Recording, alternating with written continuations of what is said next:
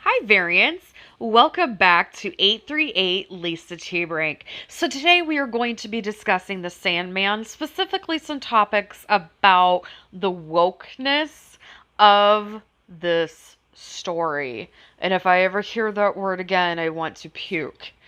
I absolutely hate that word. Before we get started, though, couple of possible spoiler warnings.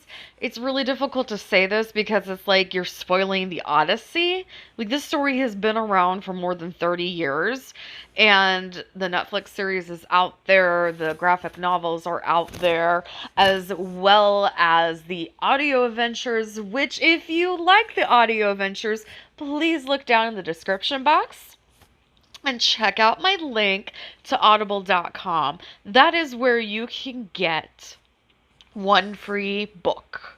Try it out for 30 days and see how you like it. If you like it, great, awesome. You get a new credit every month. If you don't, that's fine. Guess what? You get to keep that credit. So that means you're keeping that book, whatever book you choose. And this could be a brand new bestseller. This could be something that is 15 years old or more. It doesn't matter. You also have access to Audible's amazing library that are originals only for audible.com. Couple of those are Neil Gaiman books. So if you're a big Neil Gaiman fan like I am, you're going to want to check that out. There's also a ton of different podcasts on there, including mine, True Crime with a Twist. So I'm plugging everything right now, y'all. So yeah, possible spoiler warnings, but again, this story has been out for more than 30 years. And, you know, let's get into it. So, like I said, Sandman has been around for over 30 years by author Neil Gaiman. So, the original story of the Sandman actually was an adaptation of a villain that was in the Superman series. So, yes, Sandman is a DC property, but it's one of the out there DC properties like Constantine and things like that that are a little bit out in the darker side, something that is not the mainstream. But the original Sandman does have connections with the Justice League, right out talks about Superman, so there is a lot of interaction. And of course, John Constantine is part of the series in and out. He's part of it. They had to up Joanna Constantine's presence in the series because HBO is currently doing a Constantine series. I believe they've already started it. Don't know yet, but I'll update that on my other channel. I'm also filming it this way so I could use it for both channels. So, one of the things that so many people are complaining about, and these are people who claim to be fans, is the changes that have been made in casting, or people who have never read the source material, which is okay, but think that all of this stuff in the current Netflix series is due to wokeness. Now, wokeness, I always ask people to define what that means to them. And most of the time, when I ask that, I don't get any sort of answer. Typically, this is a person who is trying to say that mainstream society is a bunch of snowflakes, that there is a level of racism in this term of wokeness. There's also a level of sexism, homophobia, transphobia, and just about any other phobia that you can possibly put in there. It is not a good term. It is actually a ridiculous excuse for being phobic. And there aren't people intelligent enough to use their words, or they don't want to come across as such a thing. Racist, transphobic, homophobic, female phobic, whatever the case may be, non-binary phobic, which we'll talk about specifically in this video. Ugh. Wokeness is a disgusting word. And the thing is, I challenge anybody who, you see that term being used, ask them what it means. They may define it as something completely different, and in that case, that is valid for that particular situation. But overall, the term wokeness is a sad excuse for somebody who refuses to allow humans to live as long as it doesn't fit in their little box. Yes, it annoys me greatly. And I have never seen so much, love as, or hate as the fans who claim to love this series. They're hateful to it. Now, there's, you know, the majority of the people are good, but the ones with the biggest mouths are the people that hate it. And I keep seeing things over and over again about how sad they are that and this didn't happen. And it's not necessarily the storyline, it's the people who are cast as. So, let me give you a few examples. So, Desire. There's 7 Endless. So Desire is one of Dream's siblings. Desire is played by Mason Alexander Park, who is a non-binary person, and Desire is non-binary. Now, Mason is currently my new religion because they are fabulous, amazing. I loved the performance. Absolutely 100% adored the performance that Mason did as Desire because they brought a likability, but also like this anger and this, are you serious? I feel bad that I am not familiar with their work prior to this. I'm going to talk quickly about being woke and non-binary phobia. So there is a article written by them from Celebrity Shrine. So they talk about Mason and Desire and acting and other roles and things like that. This is not an interview, but there is blatant misgendering in this article. And they start off by using she pronouns. She does this. Mason, her. And I'm like, what in the bloody hell? Halfway through the article, it changes and says that Mason identifies as non-binary and the pronouns are they, them. I'm like, okay, maybe this is going to go in a better direction, but they also misgendered them the entire first part of the interview or the article.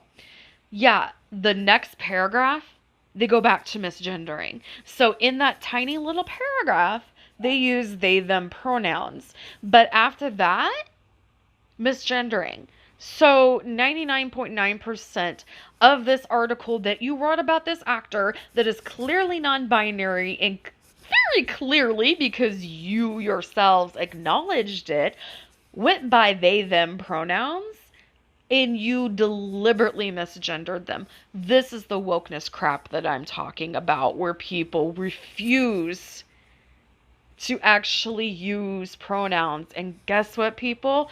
Pronouns have been around since language. They aren't dirty words. They aren't bad words. There's nothing wrong with them. And there's nothing wrong with Mason, who is my new religion. So the next person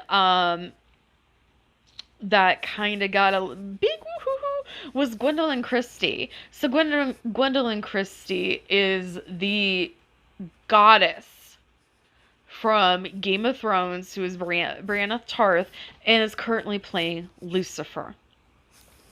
So, in the Audible series, Michael Sheen voices Lucifer, In the I can't remember in the origins because it's been a while, but I believe they referred to Lucifer more as a he. However, Neil Gaiman has made it very abundantly clear that this is an angel and there really isn't a gender involved with it. So, Lucifer can be anything. Maybe it changes with the eye of the beholder like Dream does. But the thing is, everyone agrees that Lucifer is supposed to be beautiful. Isn't Gwendolyn freaking gorgeous? Like, is she not a goddess that walks on this earth? Look at her. She's a complete goddess. And yes, while there was something a little bit tweaked as far as the back and forth, not really the script, I'm so happy they did that, so I had the chance to see more of Gwendolyn play Lucifer. I would love to see a whole one-off. I know people are like, Tom Ellis, Tom Ellis, Tom Ellis. I love Tom Ellis. I love Lucifer. This is the same universe. This is where Lucifer comes from, I believe. Like, I don't know if there was more, but Lucifer, Morning Star from Lucifer, the show Lucifer that Netflix ended up taking over, and Sandman are the same universe, the same people, Mazikeen, everything. They are alive, and this is their story as part of Sandman's universe. However, that was a completely separate series, and I enjoy that for what it is. It really upsets me that people can't see the difference and have such a gender bias that they are getting upset about Gwendolyn Christie. How can you be upset about that casting? She's amazing. All right. The other one, actually, there's two more, and I apologize in advance. I am going to butcher these names. So Vivian Akakpain? I'm so sorry. I'm so sorry. Akakpain? Plays Lucian. So this being the librarian of the dreaming, what an amazing job to have, that houses every book that has ever been written and every book that shall exist is alive in this librarian, not in the librarian, in the library, but the librarian, Lucian, is Dream's right-hand person.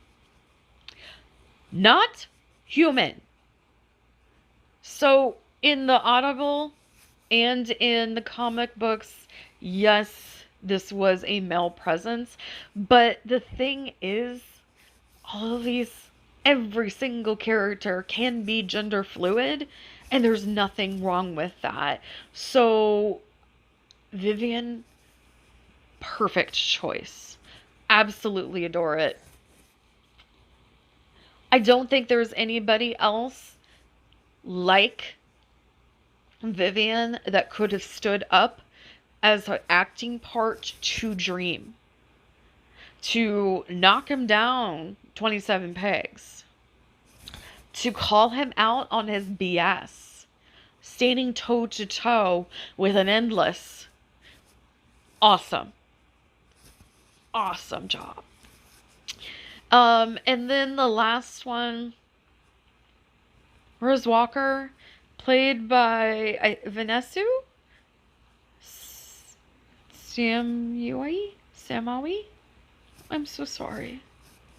I know I'm mispronouncing these names, but I've seen a lot of crap. Oh, actually, I have one more after that. But I have seen a lot of crap going on about how weak this character of Rose Walker was, and how people were saying that, it doesn't appear that she's 21 years old and seems like to be older and yada yada yada and complaining about the performance. I think it was great. I really truly think it was great because she took control. Again, another person who could stand up to Dream and another person that could have taken over everything. She had choices, and there were difficult choices that she had to make that had to do with her own mortality. It turns out, spoiler alert, that she's part of the endless. She's part of this family. And she belongs. She is family. And I'm upset with people who wanted to see something different. And what I mean, really, is they wanted to see someone white. The biggest controversy of, in my opinion, because I've heard it the most, is the casting of Death. The woman who plays Death is Kirby Howell Baptiste, an African American woman who doesn't look goth. So, yeah. The thing is, in the comics and stuff, Death is goth. You can't tell me that this woman, Kirby, who plays Death, did not break your heart into 1,000 pieces. I cried the entire time that she was on screen, save for a few moments. Her performance was breathtaking, heartbreaking, beautiful. I don't think there's anybody else who could play Death like her. And I'm sick and tired of the wokeness of all of these people who are hung on to a stereotype of goth and realizing that they really don't think that it translates to anybody who isn't white. We have a huge systematic problem in this country, and Sandman has and always will reflect what society actually looks like. I also hear about, oh my god, there's so many gay characters, there's so many non-binary characters in here. It's always been that way. That is not new. That is not wokeness.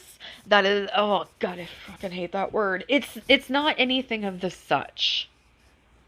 There have always been gay characters front and center. There are trans characters in the Sandman that we may get introduced to, we may not. I don't know exactly what they're doing with that yet. 6 seasons in a movie. Seriously. The thing is, this is what life is like, even though this is a fictional world set in something that you don't know if exists or not, but it's a fictional world that is a better reflection of our world in print form, in audio form, and now in visual form. Oh, sorry, I just had a big coughing fit. Okay. Weather's changing. Oh boy. So what I was trying to say is, this is what the world looks like. There is a mixture of personalities. There's a mixture of genders, of races, of sexual orientations, of backgrounds, of whatever. This isn't a series that is completely all white males or completely all white females. That's great, because that's not what society looks like. but that's the mainstream. That's what's pushed.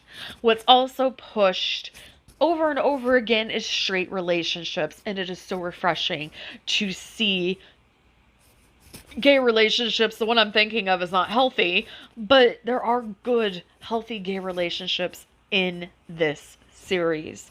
There is good representation, even though, well, like Desire, kind of a non binary situation where they're both good and evil and not. Because the endless are things, they are the embodiment of what they represent. They're not like, they don't represent it, they are it. So like Dream is also embodiment of a nightmare, but also neither. It's the same with Desire.